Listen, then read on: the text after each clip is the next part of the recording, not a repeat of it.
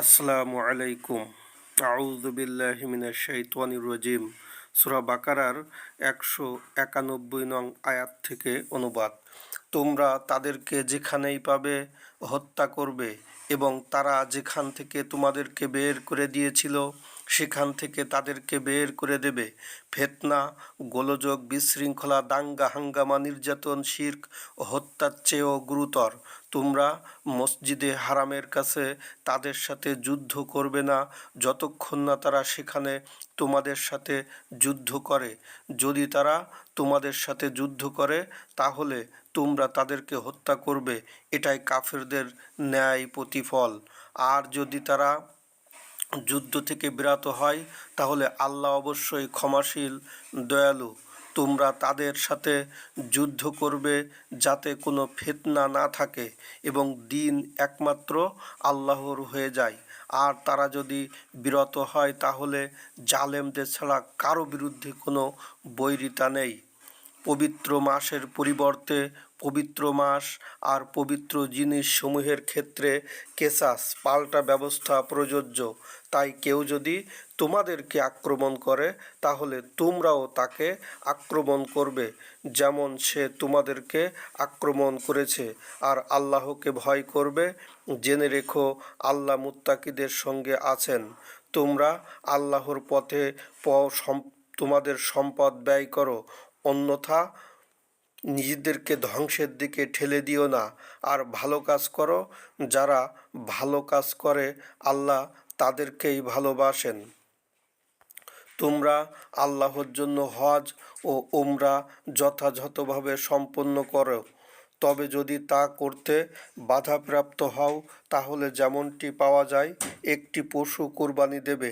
কোরবানির পশুটি তার জবাইয়ের জায়গা না পৌঁছা পর্যন্ত মাথা মুণ্ডন করো না। আর তোমাদের মধ্যে যদি কেউ অসুস্থ হয় কিংবা কারো মাথার ত্বক বা চুলে কোনো সমস্যা থাকে যে কারণে নির্দিষ্ট সময়ের আগেই চুল মুণ্ডন করতে হয় তাহলে সে রোজা কিংবা সদকা অথবা কুরবানি দ্বারা ফিদিয়া ক্ষতিপূরণ দেবে। তারপর তোমাদের নিরাপত্তা ফিরে এলে যে উমরা করে একত্রে হজ করবে সে যেমনটি পাওয়া যায় একটি পশু কুরবানি দিবে। যদি তা না পায় তাহলে হজের সময়ে 3 দিন এবং হজ থেকে ফিরে 7 দিন, এই মোট 10 দিন রোজা রাখবে। যার পরিবার মসজিদে হারামের মক্কার বাসিন্দা নয় এমন ব্যক্তির জন্য এই বিধান। তোমরা আল্লাহকে ভয় করো আর জেনে নাও আল্লাহ কঠোর শাস্তিদাতা। হজের সময় হলো নির্দিষ্ট কয়েকটি মাস। এ সময়ে কেউ যদি হজ করতে মনস্থ করে তাহলে হজের মধ্যে সে কোনো অশ্লীলতা, অন্যায় কাজ কিংবা ঝগড়া বিবাদ করতে পারবে না। তোমরা যে ভালো কাজ করো আল্লাহ তা জানেন। সঙ্গে পাথেয় নিও, তবে তাকওয়াই সেরা পাথেয়। হে বুদ্ধিসম্পন্ন মানুষেরা, তোমরা আল্লাহকে ভয় করো। হজের সময় তোমাদের প্রভুর দান অন্বেষণ করা, হালাল উপার্জন করতে চাওয়া তোমাদের জন্য পাপ নয়। তোমরা যখন আরাফাত ত্যাগ করবে তখন আল মাশআরুল হারামে মুজদালিফায় আল্লাহকে স্মরণ করবে। তিনি যেখানে তোমাদেরকে দিক নির্দেশনা দিয়েছেন সেভাবেই তাকে স্মরণ করো। আর এর আগে তো তোমরা আসলেই বিভ্রান্তির মধ্যে ছিলে। অতএব সব মানুষ যেখান থেকে ছড়িয়ে পড়ে তোমরাও সেখান থেকে ছড়িয়ে পড়ো আর আল্লাহর কাছে ক্ষমা চাও। নিশ্চয়ই আল্লাহ ক্ষমাশীল, দয়ালু। তোমরা যখন তোমাদের হজের পালনীয় কর্তব্যসমূহ সম্পন্ন করবে তখন আল্লাহকে স্মরণ করবে যেমন তোমাদের পূর্বপুরুষদের স্মরণ করতে, অথবা তার চেয়েও বেশি করে। কিছু মানুষ আছে যারা বলে, হে আমাদের প্রভু, আমাদেরকে যা দেবার এই দুনিয়াতেই দাও, এরা পরকালে কিছুই পাবে না। আবার যখন এমন মানুষও আছে যারা বলে, হে আমাদের প্রভু, আমাদেরকে দুনিয়াতে কল্যাণ দাও এবং আখেরাতেও কল্যাণ দাও, আর আমাদেরকে জাহান্নামের শাস্তি থেকে রক্ষা করো।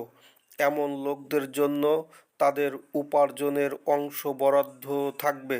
আল্লাহ খুব দ্রুত হিসাব করেন। মিনায় অবস্থানের নির্ধারিত দিনসমূহে আল্লাহকে স্মরণ করো। কেউ যদি তাড়াতাড়ি করে 2 দিনে চলে আসে তার কোনো পাপ হবে না, আবার কেউ যদি দেরি করে আরও একদিন থেকে যায় তারও কোনো পাপ হবে না। এটা তাকওয়া অবলম্বনকারীদের জন্য। তোমরা আল্লাহকে ভয় করো এবং জেনে রাখো তোমাদেরকে তার কাছেই একত্র করা হবে। মানুষের মধ্যে এমন লোকও আছে যার পার্থিব জীবন সম্পর্কিত কথা তোমাকে মুগ্ধ করে। তার অন্তরে যা আছে সে সম্পর্কে সে প্রতারণাবশত আল্লাহকে সাক্ষী রাখে। আসলে সে সর্বাধিক কলহপ্রিয় প্রতিপক্ষ। তোমার কাছ থেকে ফিরে গিয়ে সে জমিনে অশান্তি সৃষ্টি এবং শস্যক্ষেত্র ও জীবজন্তু ধ্বংস করার প্রয়াস চালায়। আল্লাহ অশান্তি পছন্দ করেন না। যখন তাকে বলা হয় আল্লাহকে ভয় করো, তখন তার অহমিকা তাকে অপরাধের দিকে টেনে ধরে, অর্থাৎ অহমিকার কারণে সে অপরাধ ছাড়তে পারে না। অতএব জাহান্নামই তার প্রাপ্য। নিশ্চয়ই তা বড় খারাপ ঠিকানা। মানুষের মধ্যে আবার এমন লোকও আছে যে আল্লাহর সন্তুষ্টি অর্জনের জন্য নিজেকে বিলিয়ে দেয়। আল্লাহ তার বান্দাদের প্রতি পরম স্নেহপরায়ণ। হে ঈমানদারগণ, তোমরা ইসলামের মধ্যে পুরোপুরি প্রবেশ করো আর শয়তানের পদাঙ্ক অনুসরণ করো না। নিশ্চয়ই সে তোমাদের স্পষ্ট শত্রু। তোমাদের কাছে স্পষ্ট নিদর্শন আসার পরও যদি তোমরা হোঁচট খাও, সত্য থেকে সরে যাও, তাহলে জেনে রাখো আল্লাহ অত্যন্ত পরাক্রমশালী, প্রজ্ঞাবান। তাদের অবস্থা দৃষ্টে মনে হচ্ছে তারা কেবল এই অপেক্ষাই করছে যে আল্লাহ মেঘের ছায়ার মধ্য দিয়ে তাদের কাছে চলে আসবেন। ফেরেশতারাও আর এভাবেই বিষয়টির মীমাংসা হয়ে যাবে। আসলে মীমাংসার জন্য সকল বিষয় আল্লাহর কাছে ফিরিয়ে নেওয়া হবে। বনি ইসরাইলকে জিজ্ঞাসা করো, আমি তাদেরকে কি পরিমাণ স্পষ্ট নিদর্শন দিয়েছি। আল্লাহর নিয়ামত আসার পর যে তা পরিবর্তন করে তার ক্ষেত্রে আল্লাহ কঠোর শাস্তিদাতা। কাফেরদের জন্য এই দুনিয়ার জীবন সজ্জিত আকর্ষণীয় করে রাখা হয়েছে। তারা মুমিনদেরকে উপহাস করে, তবে যারা তাকওয়া অবলম্বন করেছে কিয়ামতের দিন তারা তাদের কাফেরদের চেয়ে উপরে থাকবে। আর আল্লাহ যাকে চান বিনা হিসাবে রুজি দান করেন, বিনা হিসাবে দান করেন। সকল মানুষ একটিমাত্র জাতি ছিল। অনন্তর আল্লাহ সুসংবাদদাতা সতর্ককারী রূপে নবীদেরকে পাঠিয়েছেন এবং মতভেদের বিষয়ে লোকদের বিরোধ মীমাংসার জন্য সত্যসহ তাদের সাথে কিতাব নাজিল করেছেন। আর যাদেরকে কিতাব দেওয়া হয়েছে তারাই স্পষ্ট প্রমাণ আসার পরও নিজেদের একগুঁয়েমির কারণে এই কিতাবের ব্যাপারে মতভেদে লিপ্ত হয়েছে। অতএব তারা যে সত্য নিয়ে মতভেদ করেছিল সে ব্যাপারে আল্লাহ তার ইচ্ছায় মুমিনদেরকে সঠিক দিক নির্দেশনা দিয়েছেন। আল্লাহ যাকে চান সঠিক পথে পরিচালিত করেন। তোমরা কি মনে করো যে জান্নাতে প্রবেশ করবে, অথচ তোমাদের পূর্বে যারা চলে গিয়েছে তাদের মতো অবস্থা তোমাদের এখনো আসেনি? তারা অভাব অনটন আর দুঃখ কষ্টের কবলে পড়েছিল এবং ভয়ে এমনভাবে কম্পিত হয়েছিল যে রসূল ও তার সঙ্গী ঈমানদারগণ বলেছিল, কখন আল্লাহর সাহায্য আসবে? জেনে রেখো আল্লাহর সাহায্য নিকটবর্তী। তারা কি ব্যয় করবে তা তোমার কাছে জানতে চাই। তুমি বলো, তোমরা যে সম্পদ ব্যয় করবে তা পিতামাতা, আত্মীয় স্বজন, এতিম, মিসকিন, পথিকদের জন্য হতে হবে। আর তোমরা যেসব ভালো কাজ করো আল্লাহ তার সম্যক অবগত আছেন। তোমাদের জন্য যুদ্ধ, জেহাদ বিধিবদ্ধ করা হয়েছে, অথচ তোমাদের কাছে তা অপছন্দনীয়। তবে এমন হতে পারে যে তোমরা একটা জিনিস অপছন্দ করো অথচ সেটা তোমাদের জন্য ভালো, আবার এমনও হতে পারে যে তোমরা একটা জিনিস পছন্দ করো অথচ সেটা তোমাদের জন্য খারাপ।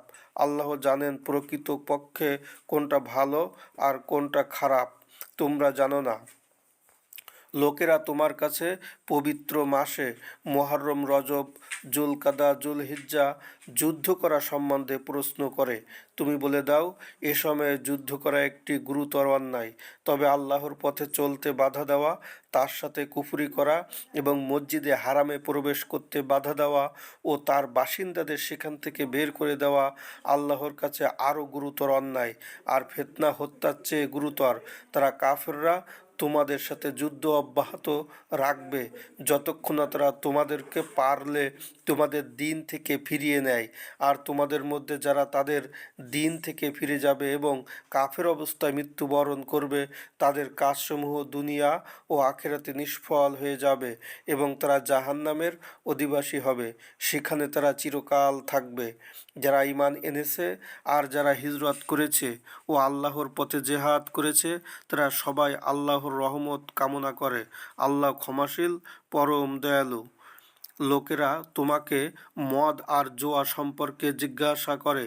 তুমি বলে দাও, এ দুটিতে বড় পাপ আছে, আবার মানুষের জন্য কিছু উপকারও আছে, তবে এর পাপ উপকারের চেয়ে বড়। তারা কি ব্যয় করবে তাও তোমার কাছে জানতে চাই। তুমি বলো, যা প্রয়োজনের অতিরিক্ত। এভাবেই আল্লাহ তোমাদের জন্য বিধানসমূহ স্পষ্টভাবে বর্ণনা করেন যাতে তোমরা চিন্তা করো, যাতে তোমরা দুনিয়া আখেরাত সম্বন্ধে চিন্তা করো। তারা তোমাকে অনাথদের সম্পর্কেও জিজ্ঞাসা করে। বলে দাও, তাদের পুনর্বাসনই উত্তম। আর যদি তাদেরকে তোমাদের সাথে মিলিয়ে নাও তাহলে তো তারা তোমাদেরই ভাই। আল্লাহ জানেন কে অকল্যাণকারী আর কে কল্যাণকারী। আল্লাহ চাইলে এ ব্যাপারে তোমাদেরকে কষ্টে ফেলতে পারতেন। আল্লাহ তো পরাক্রমশালী, প্রজ্ঞাময়।